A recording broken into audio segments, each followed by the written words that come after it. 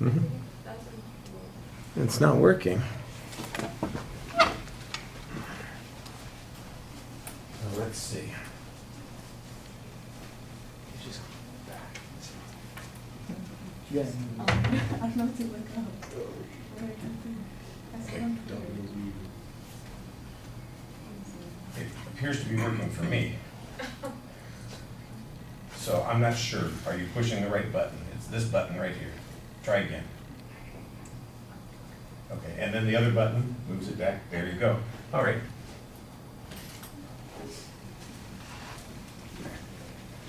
If you start before I sit down, that'll be a problem.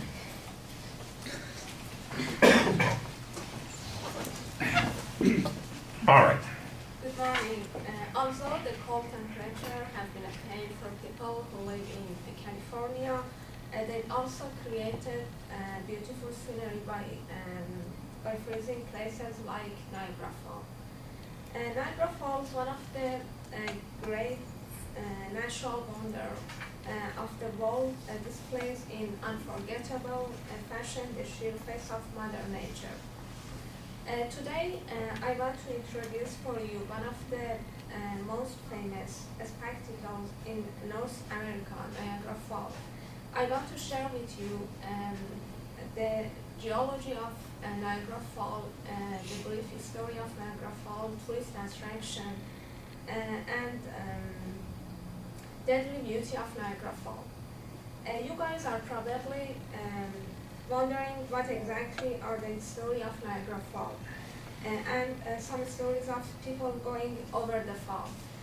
The Niagara Falls are massive waterfall on Niagara River straddling the international border separating the Canadian province of Ontario and the US state of New York. The falls are 17 miles northwest of Buffalo, New York, 75 miles southeast of Toronto, Ontario, between the twin cities of Niagara Falls, Ontario, and Niagara Falls, New York. While not exceptionally high, the Niagara Falls are very wide. More than 6 million cubic feet of water fall over the crest line every minute in high flow and almost 4 million cubic feet on average. It is the most powerful waterfall in North America. Peak number of visitors occur in the summertime when Niagara Falls are both a daytime and evening attraction. From the Canadian side, floodlights illuminate both sides of the fall for several hours after dark. The number of visitors in 2008 is expected to total 20 million, and by 2009, the annual rate is expected to top 28 million tourists a year.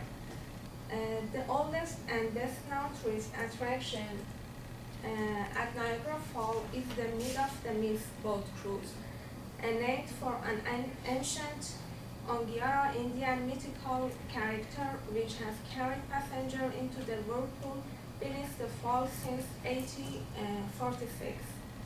Cruise boats operate from boat dock on both sides on the fall.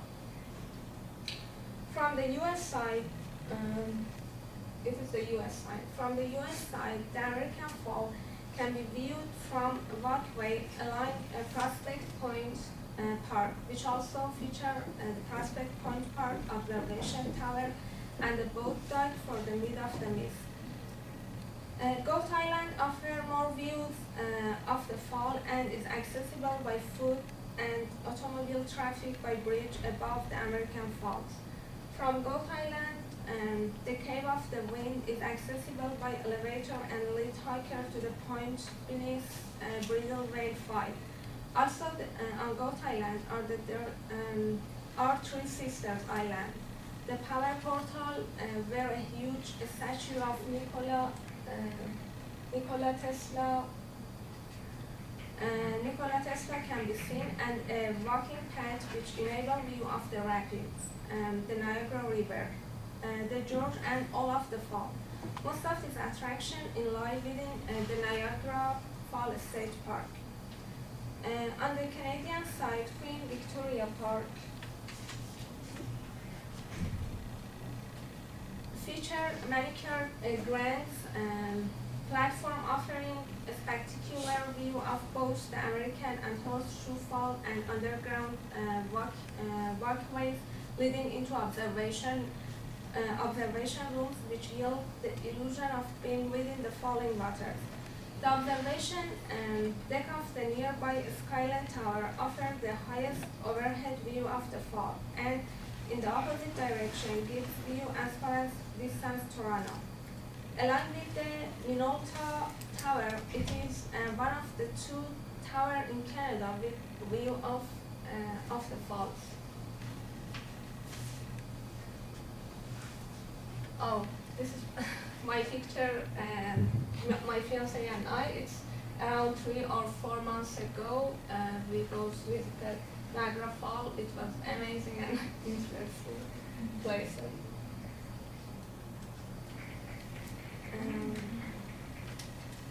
Over the last 19 years, approximately 500 bodies have been found in the lower Niagara River.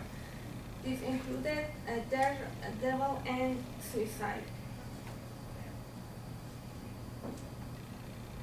Here are some stories of people going over the fall. Tyler, a teacher who went over the fall in barrel and often emerging from the barrel, says, "No one ought to do that again." George, a man from Buffalo, he died trapped in the water, but his pet turtle survived. A 7-year-old boy survived the trip over the Horseshoe Fall in only a life preserved after a test to see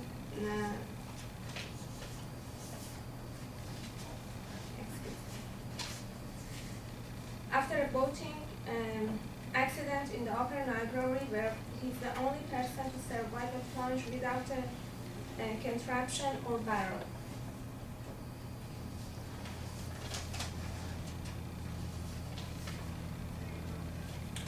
No one has ever survived a trip of the American Falls. As best as I can figure out, the reason that so many people jump from Niagara, it's because it's an adventure like no others. It would give you a rush of adrenaline. It's sort of a test to see if you are brave enough to do it. In conclusion, Falls is a very interesting place and I enjoy it when I visited there.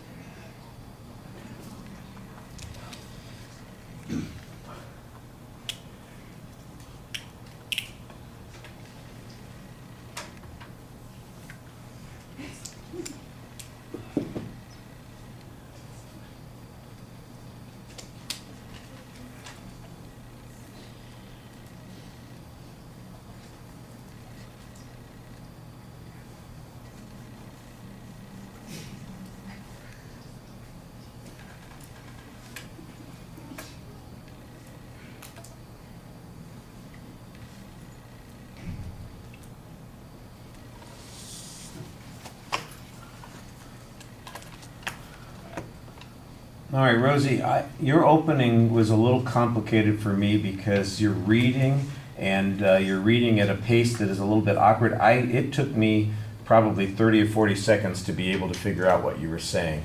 Part of it is that you articulate the sounds a little bit differently, but part of it is also that you're reading.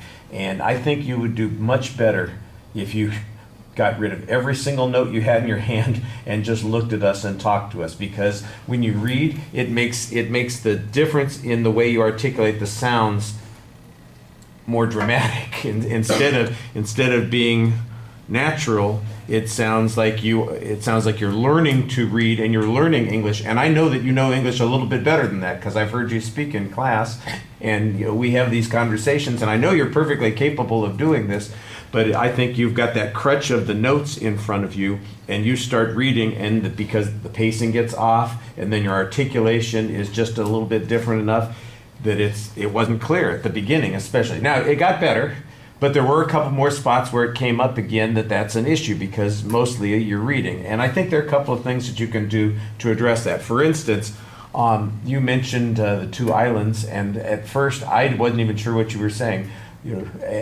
Goat Island, and I'm going, but you didn't say it. It sounded like it was Goat Island, and I'm going, what is that? What is that? And then I figured out, oh, it's Goat Island. It's two words, and part of it is, again, the way in which you're presenting it. So I don't teach ESL. I'm sure that they have some guidelines over there. The linguists over there would be able to give you much better advice than I can give you on those sorts of things. But I think, like I said, that so much of it would disappear if you were just talking to us. If it was like before class and you were telling people about going to Niagara Falls, you wouldn't be reading it, you wouldn't be saying it those ways. You just tell people the story. That's what you need to do here. And I understand you're comfortable trying to get the language all out and have it written down because you're not familiar with it. But I think that really sets you away from what we're doing here. And it puts you in a different category. You're doing public reading instead of public speaking, and you don't want that. I thought your thesis was very clear. There's a reasonable preview of what the content's going to be. We're going to get a lot of visuals in the presentation, and I thought that the visuals for the most part are pretty interesting. I might have asked Anthony over there to maybe turn the lights off a couple of times, because let's face it, some of those images are going to look much more beautiful with the contrasting light than we have here with the bright fluorescence shining down on it. And I think that would make a bigger impact. One of the things that limits your gestures also is the fact that you have those notes in your hand, and I don't want to say you look like you're praying the whole time, but you've got them in your hand like this, and it's rare that you break out of that situation and connect with the audience directly.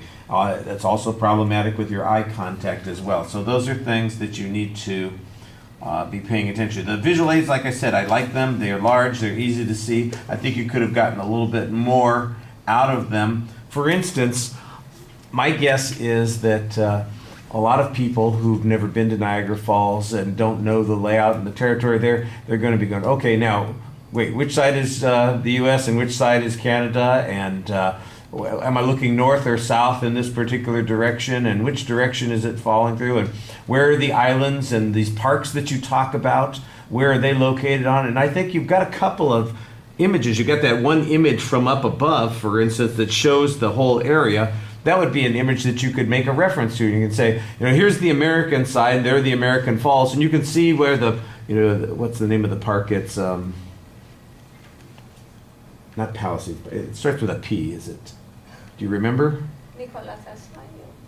The name of the park on the American side? I think so. It's Nikola Tesla, I think so. Nikola Tesla. Nikola Tesla. Oh, Nikola Tesla. Okay. Well, I thought you said something else. Like it goes from one point to some other point. So that's a little. Was it Queen Anne Park? Or is it Queen Victoria Park? Yeah. Park. Yeah. Well. Yeah. Well, but where is that relative to what you're talking about? So, in other words, you've got that image up there, and you're going, okay, I know there are two parks, there are two sides. There are two different sets of falls. where are you talking about? I know, I've been there, you know, I've seen it, but I'm not sure everybody else is going to have that same impression. And I think that that's something that you can help. You mentioned the towers, for instance, that you can see the falls from. Well, why don't we get a shot of those towers? I think I see one of them in the background of one of the pictures, but that's another one of those things. You're telling us about this, and I'm going, okay, is this shot from one of those spots? And where is it located in relationship to everything that we're looking at? It just feels like sometimes we're not given enough context here. And since you are so visual in what you're showing us, it seems like those would be the things that you'd want to add. The transitions, I think, are a little bit awkward when you got to the material on the people going over the falls. It just seemed like that showed up all of a sudden. And I think you need to have stronger transition language explaining why it is you're talking about that, how this tradition got started, what's interesting about it. I still have a whole bunch of questions that I'm thinking about as we're going through. So how many people jump or fall every year, and how many people are still attempting to do these things as a stunt? You make it sound like it's something that bungee jumpers will do later on. Well, I've done the bungee jumping, I've done the skydiving, and now it's time for me to jump over the falls. And I'm going, I'm not exactly sure that that's the way that works out, but maybe it is, but I don't know. So you need to give us a little bit more information there. I thought that the content was really well prepared. I thought that the delivery needed to be practiced a lot more, and I think you'll know that when you watch. You'll. I'm not telling you anything that you don't know about most of this. You're gonna see the same things that I'm seeing in the video. All right. Thank you.